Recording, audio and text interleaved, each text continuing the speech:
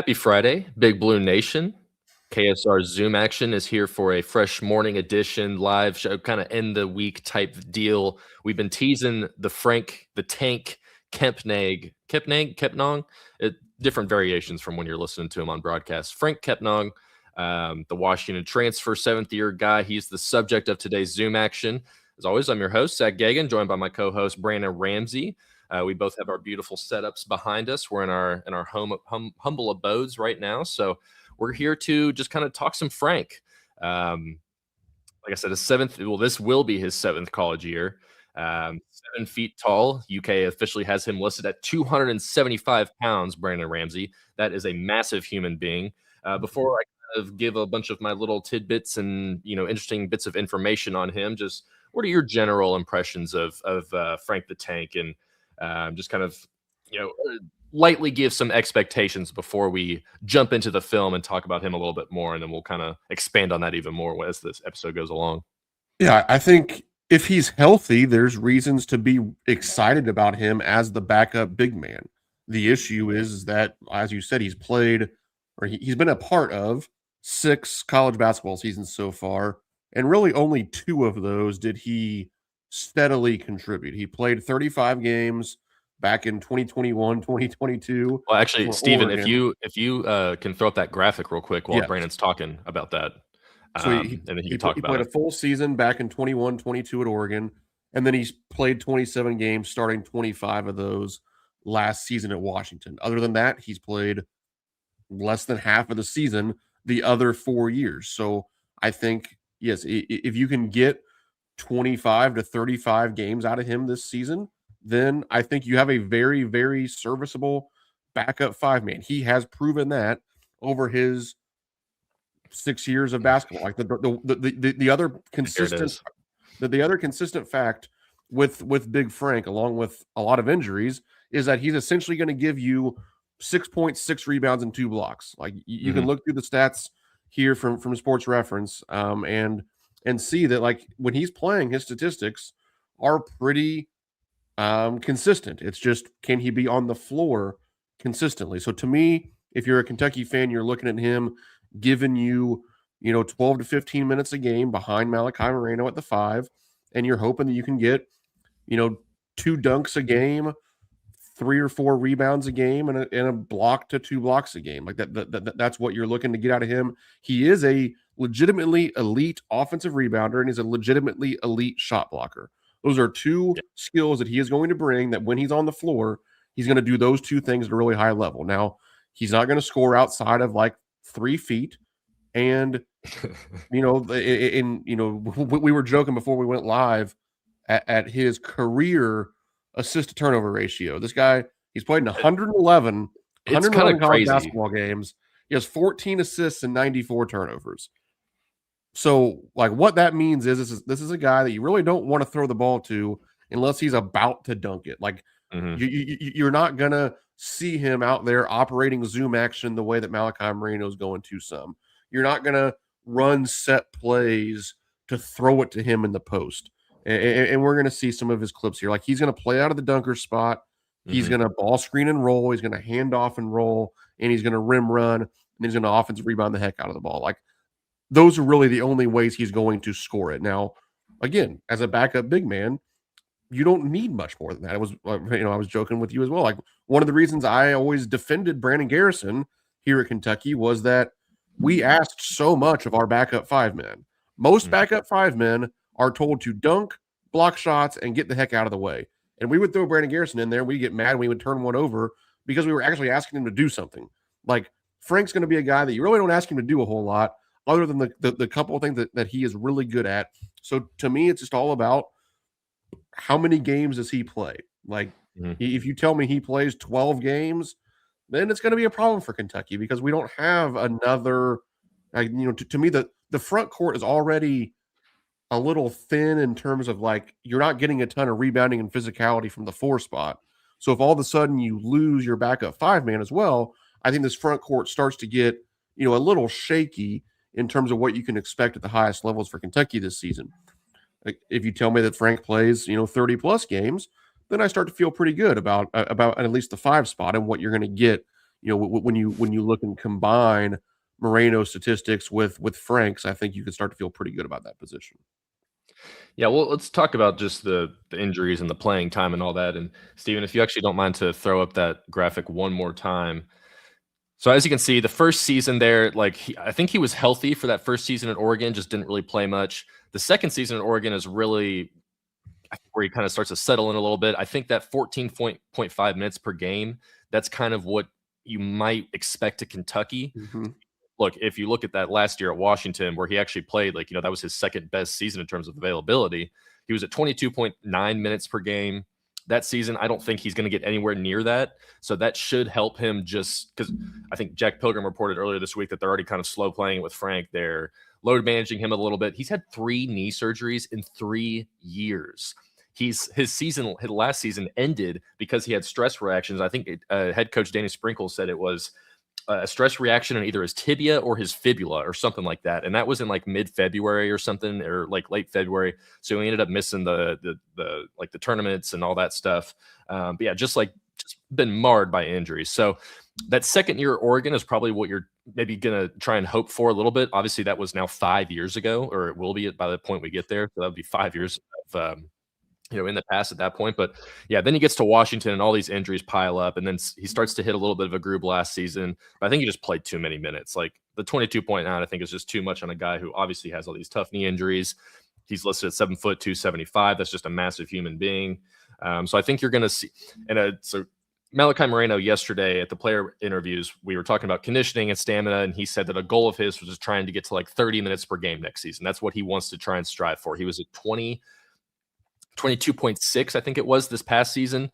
So he wants to get that up to 30. I don't know if he'll get to 30, but I imagine he'll get to like 28. Like, I think that's actually what I'm looking at, is if Malachi can play 28 minutes a game and like not be visibly worn down by the end of games and end of the season, I think that's perfect for him. So that leaves about 12 minutes per game for Frank. I think that's a good spot for him, 12 to 15, kind of depending on what's happening, maybe even less than that if Malachi's really in a groove or something like that. So it'll be different than Brandon Garrison in the sense that Brandon Garrison had to play 20 minutes a game because Malachi Moreno couldn't play all those high-level minutes. So I think the reason that people got upset with Brandon Garrison as the backup 5 was because the backup 5 was playing 20 minutes a game. The backup 5 is going to be playing ideally 12 minutes a game. And yeah, I mean, the assistant turnover numbers are just kind of hilarious when you read them out loud. Like, that was actually my first time, like right before we came on, was when I was looking at that, because we were talking about the Zoom action stuff. And I was like, I wonder what his assist to turnover. I mean, what was it again? 14 or 14 to 94. 14 to 94 is insane. Like, I can't imagine. He ranks in, like, I mean, when you're looking at his like percentile rankings and stuff, the number's just bright red. Like, you want to be in the green. He's in the bright red for all those numbers. But what Frank does really well is, like you said, dunker spot. I've got that written in my notes. Dunker spot king. Like, just hang out down there, dude, and go finish some shots.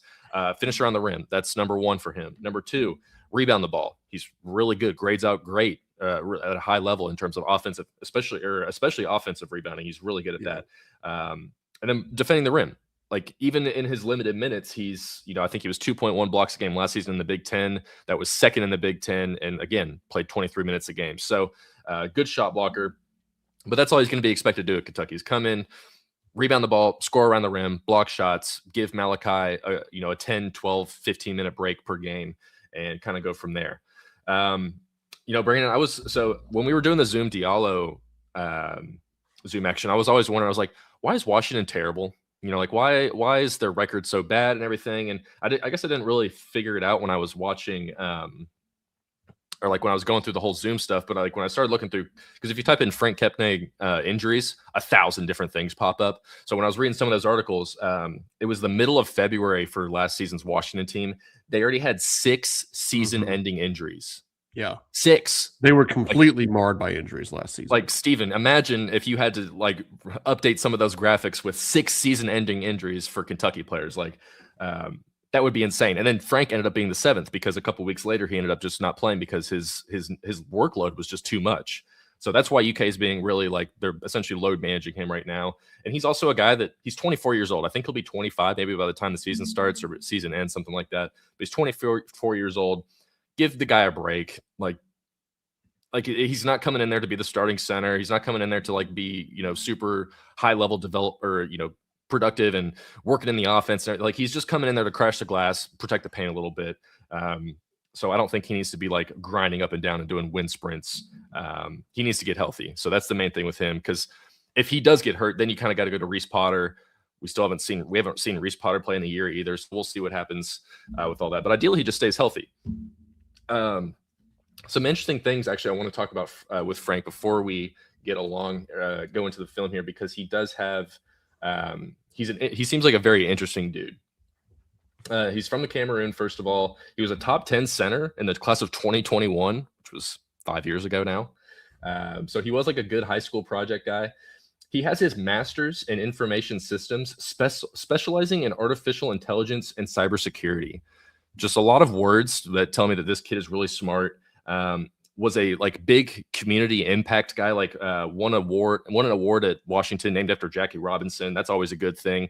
I want this guy to play because I think he's going to be a fan favorite. If once he gets in front of the microphone and starts, throwing down dunks and blocking shots, like guys are going to like him just coming in, playing 10 minutes a game. So I think he's going to be a fan favorite if he can really kind of keep himself on the floor. So I'm excited for everyone to kind of watch him talk. And I'm excited to get to talk to him in person whenever UK allows us to do that. So played high school in Pennsylvania, PSA Cardinals on the AAU scale, and then came over with Zoom Diallo. So they had that little connection there. I don't know how much that'll actually matter because they won't be playing too much together, I imagine. Like I said, you might get them 10 minutes a game. You might have a different point guard in there entirely when Franck's out there. With the backups, run with the backups like a Jerome Morton or Mason Williams. So yes, that's a long way of saying that Franck's going to be fun if he's healthy. He'll be fun to watch and come off the bench if he's healthy. So that's kind of the main thing with him. We'll see how that all plays out. But let's go ahead and kind of Let's go ahead and dive into some film here. Let me remove that and add this. Boom, boom, boom. So we got a few different segments we're going to kind of run through real quick. So I'm just going to let these play through. I think these are like just him being like used in the offense type plays. I think Brandon, you might have picked out both of these. So this was like, well, I'll start it off here. Starts off in a horns action. They go straight into a zoom action from there. And then Franck just hands it off and they get into a ball screen action here. Franck does a good job of rolling. Pick and roll. He gets fouled on that play as well. Again, here running the floor. You're going to see him get himself into a pick and roll again with zoom. Easy dump off pass. Nice footwork there to keep himself from traveling and gets himself a nice bucket there. So rim running is going to be a big thing for him. Just pick and roll. Like the second that you get off that screen, just run your ass down to the rim and try and get a pass from Zoom or whoever it is, or maybe even a lob attempt if that's there. So, but Brandon, what stands out about these two plays here? How do you kind of see this maybe transitioning over to Kentucky as well? So what really stood out with the more film that I watched of Big Franck was that he's a pretty darn good athlete. Like I think it's easy to see his size, think about the injuries he's had, kind of almost poke fun at how old he looks, and just sort of assume that he's this big plotting 5-man that you're just going to kind of stick on the block and he's going to take up a bunch of space. But like, this dude actually moves really well. He's mobile end to end. He's pretty vertically explosive, and you really saw it on both these clips, but especially the first one where he gets that catch at the free throw line and dunks it without dribbling. Like he takes 2 really big steps to finish it there. Like that's an athletic finish, especially through some contact here on the rim run. Kind of slips out of this screen here, catches it, like you said, good footwork to not travel there. In transition, which for a big man essentially means rim running. That's like the one area via synergy that he actually rated out really highly in. He rates out as excellent in transition in the 84th percentile nationally, scoring 1.3 points per possession. He shot 83.3% in transition, which again is pretty much just saying, hey, this guy runs hard and he's good at catching and finishing via the rim run. So I think that's something, especially with Kentucky having Zoom Diallo, Alex Wilkins, guys that are going to allow this team to play a little bit faster. I do think that one of the areas that he could excel in his little snippets of play each game would be as that rim runner and getting out there ahead of the defense, ahead of the opposing 5-man, and getting some dunks or finishes that way. But yeah, to me, this is just it's an example of how he's going to score it. Again, like we talked about earlier, he's not going to be a guy that you throw it to in the post. He's not going to operate out of the mid post, different things like that. He is going to catch it and lay it up or dunk it at the rim via the roll, via the rim run, out of the dunker spot, whatever it may be.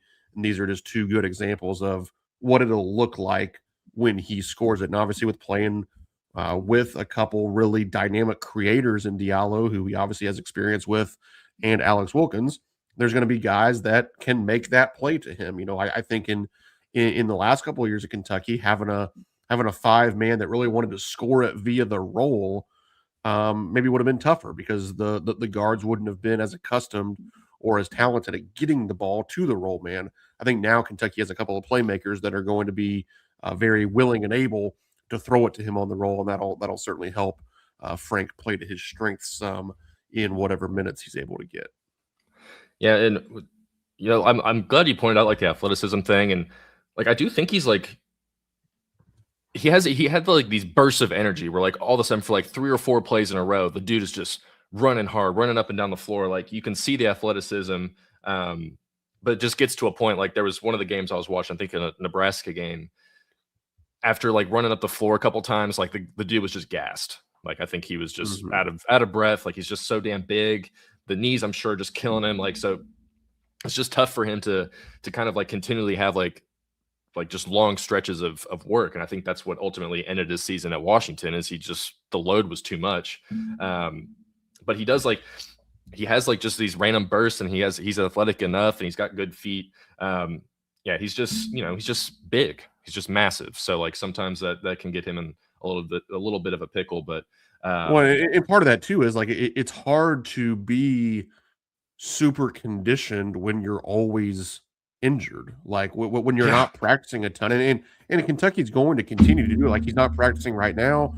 At least that's some reports from Jack Pilgrim and other people around the program. Like I don't know if that's because he's actually injured or if it's just sort of load management, or maybe a little bit of both. But like that's going to happen throughout the year, and that's something that's very real in college basketball anyway. I mean, especially with even star players or Jaden Quayton's knee swell, older guys. Yeah, it's something that we probably like worry about and kind of poke fun of at Kentucky. But like, I mean, I can think back to coaching Division III basketball, and we had a like 20. Our best player was a 24-year-old junior college transfer, and like there were days where it's like, hey, if your body doesn't feel right, like just don't practice. Like you're our best player. Like we also trust you. You're still going to be in the film room. You're going to be prepared. Like go get treatment. Like you don't need to, walk through the offense today. You know what's going on. Like we're good. So like, yeah, Frank, like go do your thing. But then it does, if you do that too much, then you kind of start to get out of game shape and because you haven't been practicing and all these different things. So, but also again, it goes back to like, he's not going to be asked to do a whole lot and probably much more than he can handle. So yeah, like if he gets super winded after 4 or 5 trips up and down the floor, all right, well that's fun. Yeah, that's a 2-minute rotation. Get him out and get Moreno back in there. Like I don't really have too big of concerns of that. It's like I literally just want him to be able to get those 2 to 3 minute rotations a few times a game. And I will say another thing I'll say about him is the guy fights really hard. Like I saw there was a couple of instances I saw him diving on the floor for loose balls and everything. He's got some good like recovery skills in terms of like being an off-ball guy. I think maybe one of your plays, he's an off-ball guy when he blocks Marez Johnson. So yeah, I will say like I think someone in the comments asked about. So Noah here asked, hopefully be better at free throws than Brandon Garrison was. I don't remember what Brandon Garrison's free throws were, but just kind of on Frank's subject. Not good. So Brandon Garrison was in the 50s the last 2 years at Kentucky. Frank's actually not bad last year. Yeah. And for his career at Washington, he was 70.5%. That was across 59 games. So, you take that, and that's getting there 3 times a game. I can do that. I think that's perfectly fine. So let me get that pulled away there. So let's see another thing. So those shots in the paint. So I will say he's kind of like he's not the best finisher around the rim from what it seems like. I think his field goal percentage is okay. Like, he shot 51.9% on twos, which wasn't like a great number.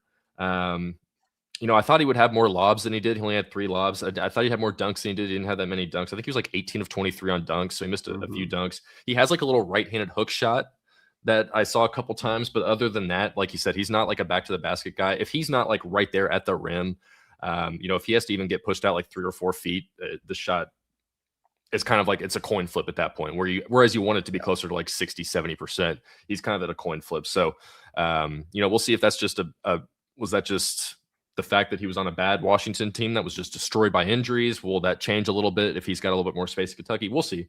But let's go ahead and I'm going to add. Let's go ahead and look at some more film here. Make sure I got the right one. Boom. So now we're going to go to. I think these are just some good plays of him like finishing around the rim is I think what we're going to be looking at here for a couple.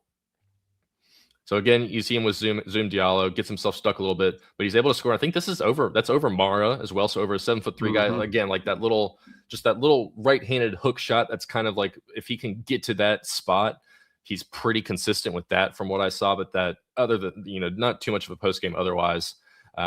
Here again, just gets himself into a spot where he can get a nice easy pass, sit in that dunker spot. You're going to have an open shot most of the time. Especially if you got penetrators and creators like Zoom Diallo is. So again, here, I think this is just like a missed shot. Just goes and grabs the rebound. I liked this one. Again, with that right-handed, just little baby push, baby hook shot. He's good with that one. So Brandon, anything stand out here from what you see here? I know it's kind of what we just talked about in terms of how he's going to score and things like that. But, anything you want to talk about with these clips? This first play here, again, I think what stands out is some of the explosiveness and the footwork and the athleticism, like to receive that on the right side of the dunker spot, take that one dribble, cover all that ground to outside of the paint on the other side of the rim, and elevate and score it over one of the best interior defenders in college basketball in Ade Mara. Like that's a real move, and that's something that quite frankly, like I don't think that Malachi Moreno was making that move last year and finishing it very often. Like to have that kind of speed and footwork inside to so quickly change sides of the rim and elevate and score that, that doesn't come easily. And, again, obviously this is a highlight film. I'm sure we could have found 7 instances of him missing that shot. But I did. I just didn't include those. to have it in your bag to make it, I like that. And again, like you said, and we've reiterated several times here, I mean, it's going to be offensive rebounds and dunker spot and rim runs. So we're just showing some clips here of what fans can expect it to look like when the ball goes in the basket from Big Frank. It's not going to be anything overly exciting, but I do think that, again, especially with playing with a couple elite playmakers, I do think that there's reason to believe that he can get as many or more of these quote unquote easy shots at the rim as he's ever gotten in his career. And then obviously whatever he can then scrap up for himself as an offensive rebounder will just be, additional opportunities for him. I was looking at KenPom just now. Last season, again, one of the really only seasons where he's sort of been eligible for some national type of rankings because he played enough. A 13% offensive rebounding rate that was 86th nationally for individual players. So, a very, very high individual 91st percentile among all centers. Offensive rebounding rate. So when you can go and get it like that, you're going to get some opportunities to put it back in and score. And obviously those are going to be high percentage shots. Anytime you offensive rebound, especially as a 7-footer, you're probably going to be right there around the rim. So yeah, it's just good to showcase some of these clips and kind of get a feel for realistically how Big Frank's going to score it at Kentucky. Yeah, I'll just let this one run here a little bit. I like that play there. So hold on, let me get myself back into where I need to be. Okay. Yeah, so the offensive rebounding, really good percentage there. He grades out as like an 80th percentile defensive rebounder as well. He's really good at kind of cleaning off the glass. I'll be interesting to see, because Kentucky, I think, is probably going to shoot more than Washington did, especially shooting more threes. Like, does that allow him a little bit more opportunities to grab some more offensive rebounds? I will say 31.1% of his shots came off putbacks last season. That was a pretty high number. Like, actually, I think I have it here. That was 95th percentile. No. 39.5% of his points came via second chance. So that ranked in the 95th percentile. So that offensive rebounding rate usually translates to him being able to clean up shots around the rim pretty well, get himself in a good position where he doesn't have to like back down a guy. Like he just kind of grabs it, goes up quick. He's got a good enough first jump, even with those knees, that he can get up there. We'll talk about the blocks in a second, but yeah, a lot. Like most of his points are going to come right around there, like where you're saying, Brandon. Like it's just going to be right around the dunker spot there. I will say I saw him do like he's obviously a brick wall. So the screening I thought is going to be fun with him. Like I think him and Zoom will have good chemistry there. We saw Malachi and Brandon Garrison fall in love with the Gortat screen last season. I saw a couple of instances of Frank being able to do that. Like you're not going to be able to get around Frank when he's walling you off in the middle of the paint like that. So I do think that they'll kind of drive that home with him a little bit more, because I think that's a Mark Pope emphasis, is those Gortat screens. So I think he'll be involved with a lot of that stuff, helping shield some or carve some space out for his guards in the paint. So I do like that, but I'm trying to think of anything else. I mean, his offensive game is so limited. Like I was going to send the shot chart that CBB Analytics had. I was going to send it to Steven, but it's literally just a cluster of like green and red right around the rim. Not a whole lot to look at, probably. I should have included, because there was one red speck like near half court where I guess he just fired off like a heave or something like that at the end of a half or something like that, and it didn't go in. But yeah, literally all of his shots come from right around. He has 3 career 3-point attempts. He's missed them both, if you can guess that. So he's going to be strictly in there to do exactly everything that we just talked about: rim run, pick and roll, sit in the dunker spot, inhale offensive rebounds. Like even if he is, even if the knees are kind of rough, like he's just so big that he's going to be able to command so much space down there. Especially going up against like backup bigs. Like you have to imagine he's going to be playing up against a lot of other backups in the SEC and other conferences as well. Like this guy was a starting center in the Big Ten last season, so you're kind of moving him into a reduced role as the bench guy there. Again, at 24 years old. So, but let's go ahead and transition a little bit into his defense, because that's going to be another little talking point with him as well. Because we have mentioned it. I'll go ahead and say his block rate, 10% block rate last year, that graded out in the 97th percentile. Again, like when you look at his stats, so going back to freshman season, played 8 minutes a game, 1.1 blocks. Sophomore season, 14.5 minutes per game, he's up to 1.2 blocks. His third season, 22.9 minutes in limited games, 1.9 blocks. Fourth year, 1.7 blocks in 18 minutes. Fifth year, 1.9 blocks in 20 minutes. And then last year, 2.1 blocks in 23 minutes. So he's been very consistent about the fact that he's going to block, he's going to protect her, he's going to get you at least a block or two pretty much every single game, every time he goes out there, because he's so big and so long. So I'll go ahead and throw those in here. And I think we got 2 different clips of him playing some defense here. And then I think that'll be it for at least the film breakdown here. But this is just a transition. Like that's a tough guy's going for 2 hands to not foul there. You have to get your hand in a perfect spot. You have to get it right on the ball there. He does a great job. The athleticism on this play is pretty impressive. And here, I'll let that one run for a second. But to get a guy on the fast break here, like he uses a great angle to get himself, he's kind of defending multiple spots at the same time here too. Like, he's making sure that whoever this kid is for Indiana, I'm sure, Brandon, you'd probably know his family's name at this point with your Indiana coverage. That's Matt Sisley's son, Trent, who's going up for the dunk. Yeah. Matt Sisley's son. Matt Sisley played at Southeast Missouri State. SEMO? Is that SEMO? Yeah. Yeah. But yeah, anyway. so good instincts here, good timing, and then just a really athletic block there to get that one. And then the next one that's about to pop up is on Morez Johnson. This is again from that Michigan game. Morez Johnson, he's going to be a first-round pick, by the way. But this is just this is more of like a good recovery block. Like I think Frank does a good job here. I'll rewind it again, of running the floor a little bit, or like, knowing when to switch, knowing when to helps here with Zoom, and then is able to recover and just pin that one against the glass. And we get a nice replay of it here. So help side recovery, weak side recovery. He'll be good at stuff like that as well. It is actually like his advanced defensive analytics, the numbers, like, I don't know how much you actually can trust those and stuff, but he grades out really well. He was positive, like very highly positively ranked in like DRAPM and defensive win shares and things like that. The fancy numbers that are kind of all encompassing and can be kind of hard to parse through. But on a team that was bad, I think it's interesting that those numbers grade out with positive with him is whenever they were on the floor. Whenever he was on the floor, Washington was a above average defensive team. So just anything you want to talk about with these defensive plays, Brandon? This is probably going to be the extent of what he's doing. Like, he's not going to go out and guard a guy on the perimeter. I don't think. Maybe he can, but that's probably going to be that's a risky proposition, is to have him going out there guarding other guys, especially if they're quicker than him. But anything you like from these two dunk or blocked attempts here?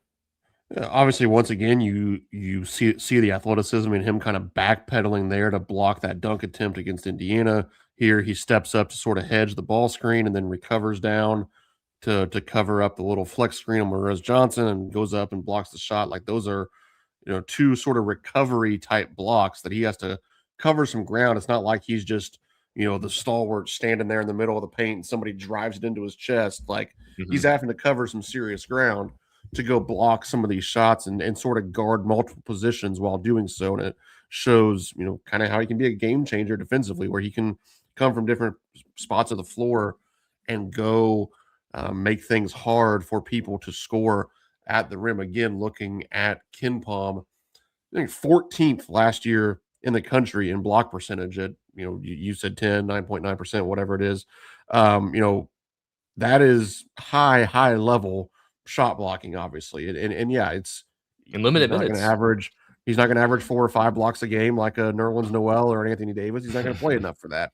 But, his per 40-minute numbers over the course of his career, I'm looking at his, he's averaged at least 3.3 blocks per 40 minutes in every season of his career, including, seems good to me. Yeah, including 4.9 blocks one year, 3.9 another year. So, like, if you're bringing that sort of shot blocking, you're going to have a chance to be really good. And you were talking about some of the defensive metrics. I just pulled up evanmedia.com to look at his defensive metrics. He rated Franck last year at 3.17 in his defensive Bayesian performance rating, which, yeah, even I don't exactly know what all that encompassing means. That's just what I say. But I would rather it be high than low.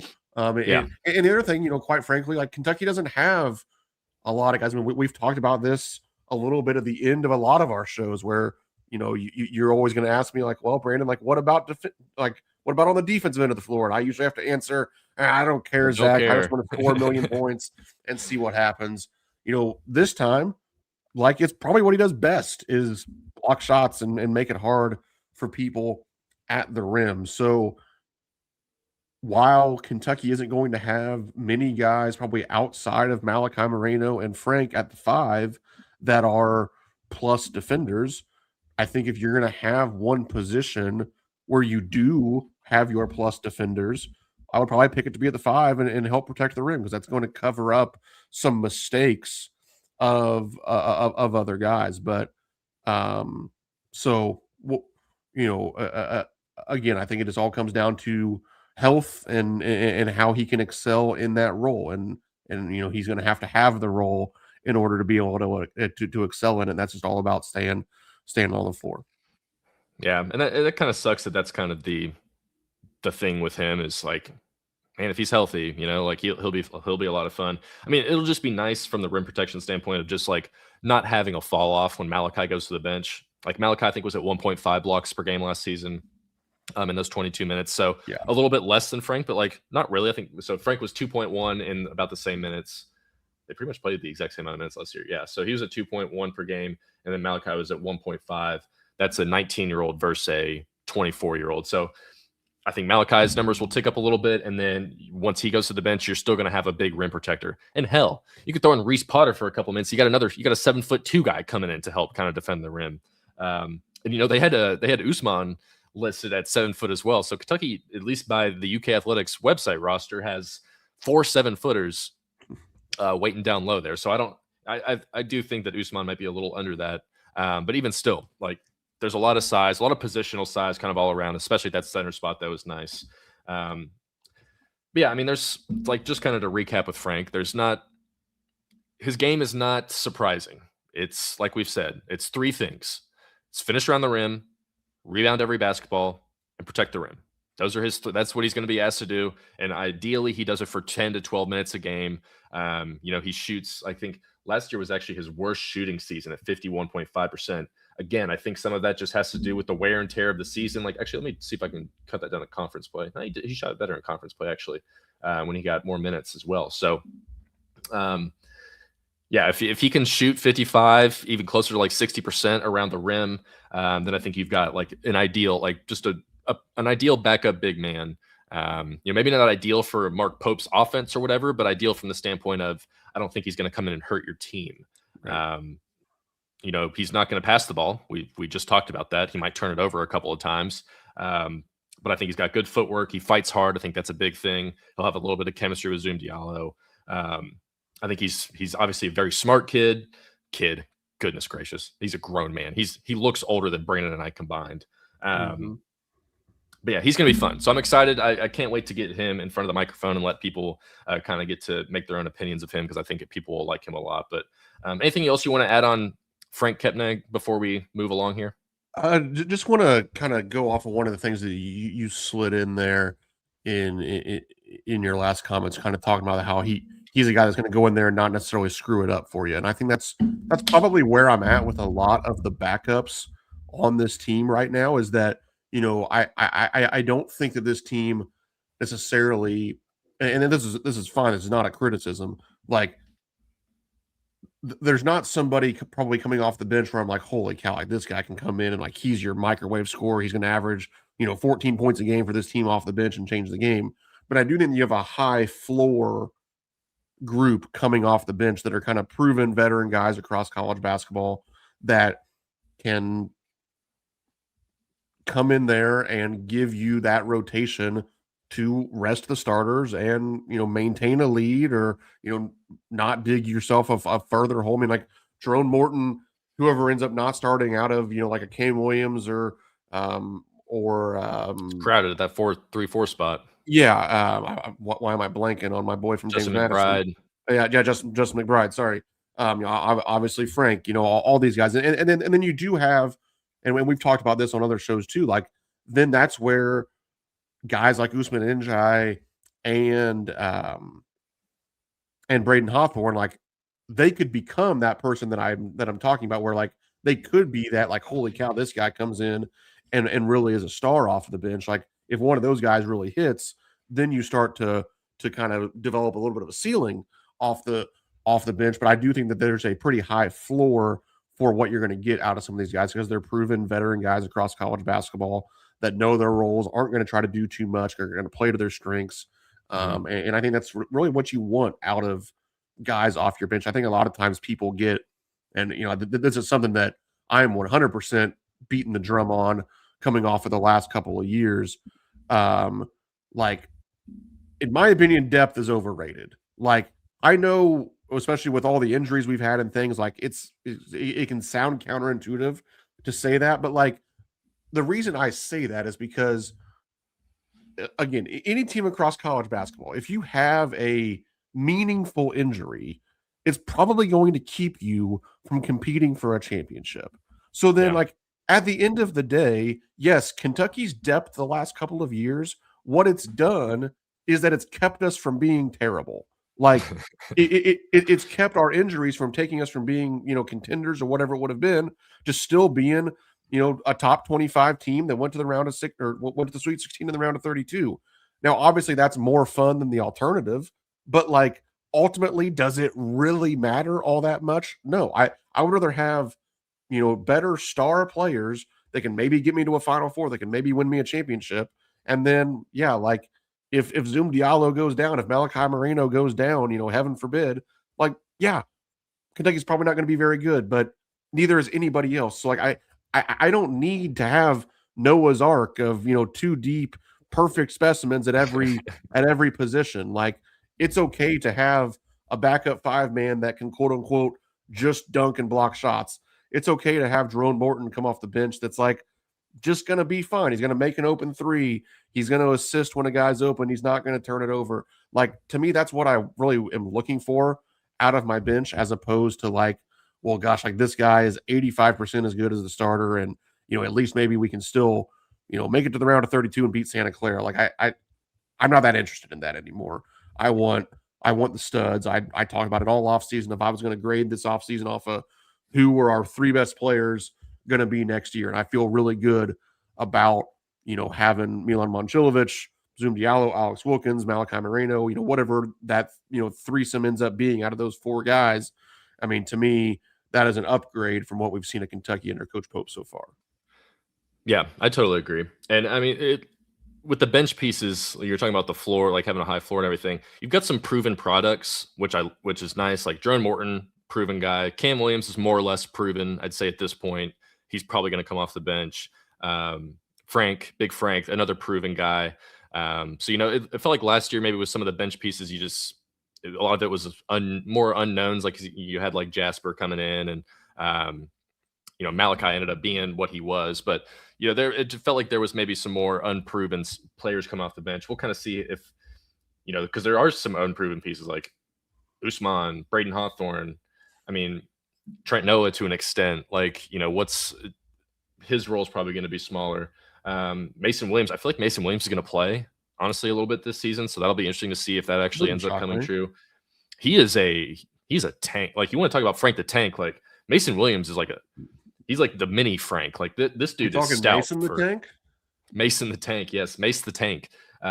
He's listed at 210 pounds. I believe that might be light. Like that dude is a bowling ball. So he's going to be fun to watch, I think.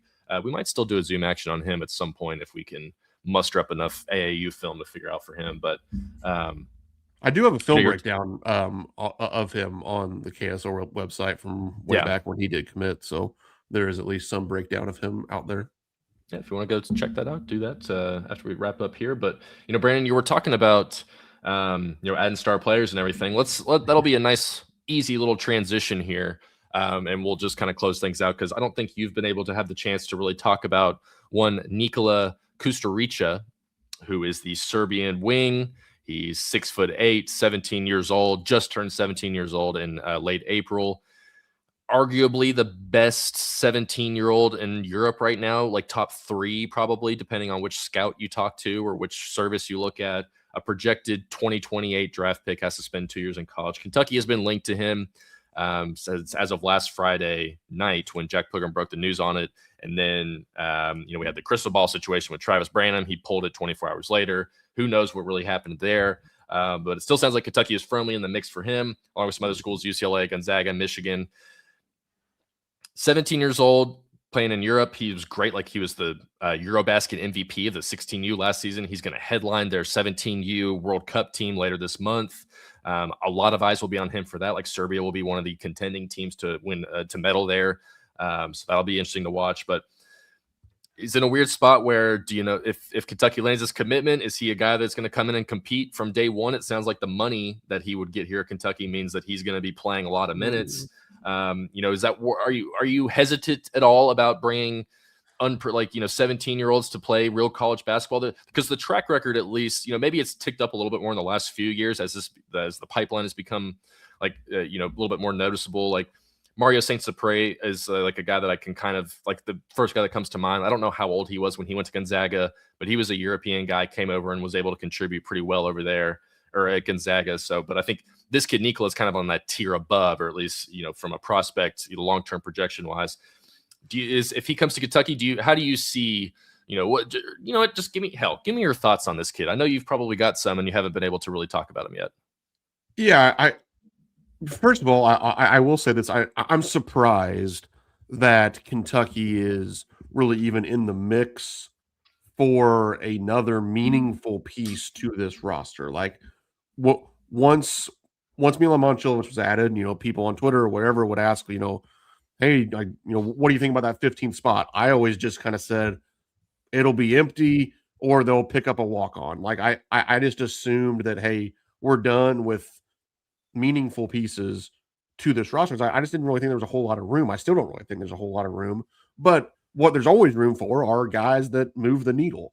And if this guy can be a needle mover, I know some people get caught up in, I really wanted to see Cam Williams play, or I really wanted to see Braden Hawthorne play. Like, I get it, but ultimately I could not care less who plays in the games. I want the best players to play in the games and help us win.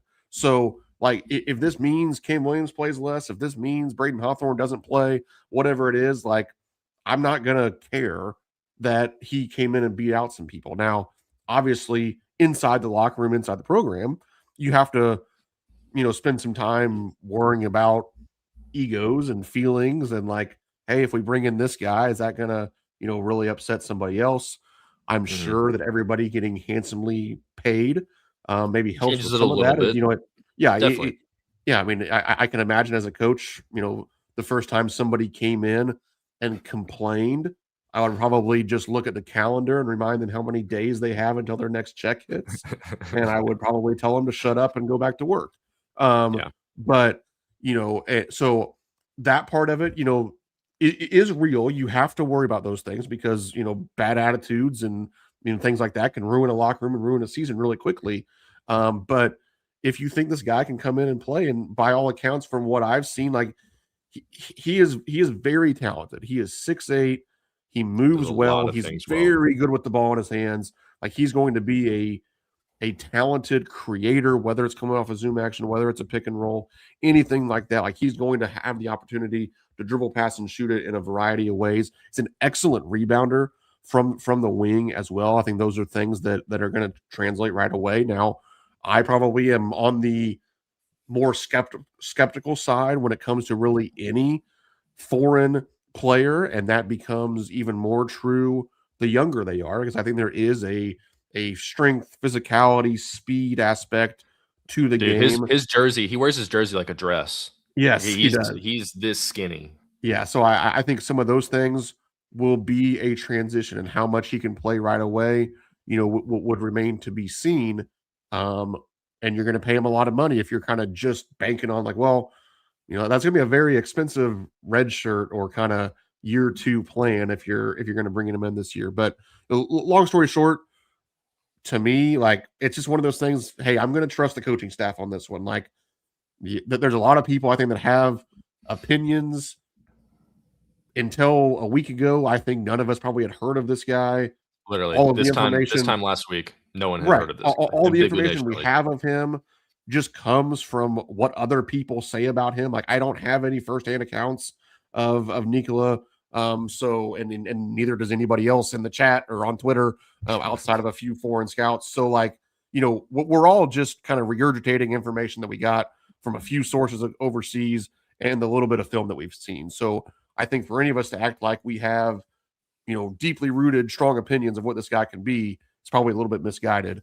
If Coach Pope and company want to spend a bunch of money to get him here, I'm going to assume that there is a good reason for that. And to me, having more good players is usually not a bad thing. So if he just adds more depth, or even if he's so good that it moves other people down the depth chart, all of positives. So I think overall that's probably my take with Nikola. Yeah, I mean, if Mark Popes thinks that he's good enough and worth the money to bring him over and thinks he can play right away, then I'd say go for it. Like, how much can he actually impact? Like, at least Kentucky's like we look at the last couple European guys that have come over. You have Big Z, who it really took him until he was at Illinois to start like hitting his stride, and he was already a little bit older when I think he was like 19 or 20 when he came over. Then you have Yelovich last season, who was 21 years old when he came over. He obviously struggled a little bit, but there's level, like it's not apples to apples either, because those guys were a few years older and played in worse leagues than Nikola is at 17, playing, for Spain, for Barcelona's B team essentially, and just like dominating, and then dominating his age group and everything. So I do think, at least, from a looking at the past history of UK with the European guys, I think there's probably more reason to believe that Nikola would be someone who could actually come in and impact at a higher level, like right away.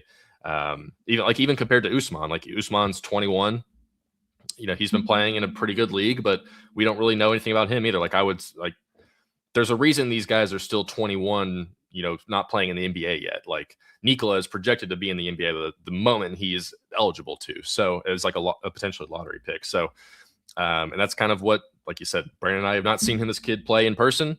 I can only go off the YouTube clips and the international scouts that I follow and trust online. But by all accounts, he seems like he'd be a good player. It's just how quickly would that transition how easy would that be for him? And I think it'd be tough because, like I said, I think he's listed like 180 pounds. That almost might be generous. Like he's skinny, but he's got like nice big broad shoulders. Like you can put on a bunch of weight on him pretty easily. I think if you put him in like a big college weight room and stuff. So we'll see. And who knows? Like he might not even come to Kentucky, but Kentucky's definitely still in the mix for him. And that would definitely change things. Like that would change the whole outlook of the roster and the season. And like you said, it would move people down the depth chart. Like, guys like Trent Noah, Braden Hawthorne, like if this guy comes in, that's probably whatever minutes you might have been getting. Like those might be gone if he comes in. So we'll see how that all plays out. Brandon, I think that's really all we got today. Anything else you want to talk about with Kentucky basketball? Anything on your mind? Any hot takes you've got that you wanted to get off your chest, or are we good to close it or call it a day here? I think we can probably call it a day. We've now, let's see, we're all caught up in terms of the transfer portal additions now in terms of these Zoom actions. So make sure that you go back and watch any of them that you haven't seen. Obviously, you can just search Zoom action Jerome Morton or Zoom action Zoom Diallo, whoever you want, and all of that will come up. We also have we did one on Ryan Hampton, the 2027 commit, so that one's out there as well. I think at some point this offseason we will probably hit a couple of the returning guys, Malachi Moreno, Cam Williams. We mentioned Mason Williams as well, so we'll probably fill in the gaps of the off season with some of that. One thing we did not do, and then I have one more thing to say: like, comment, subscribe. We forgot to do that off the top. So if you are here still, first of all, thank you for watching. But make sure you hit that like button. It helps Stephen Peak out a lot. It makes him happy.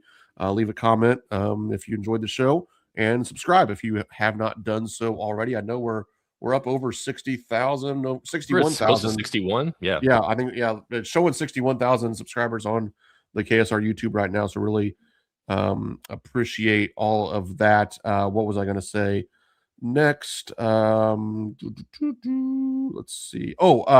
Stay tuned. We will probably be doing a mailbag episode here soon, like maybe one of the next one or two. So just stay tuned to Zach and I's Twitters. You can see them underneath our names here. We'll do it on KS Board and stuff too. So stay tuned for that as well. But that's all I got to say. Perfect.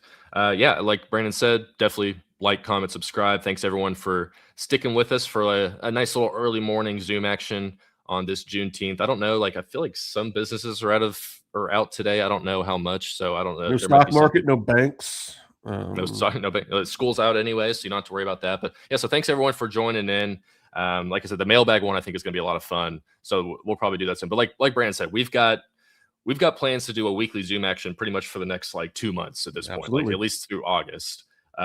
So yeah, and we might have a sponsorship coming as well. So we'll see with that happening. But so thanks everyone for coming, for joining in. Hopefully you learned a little bit about Big Frank.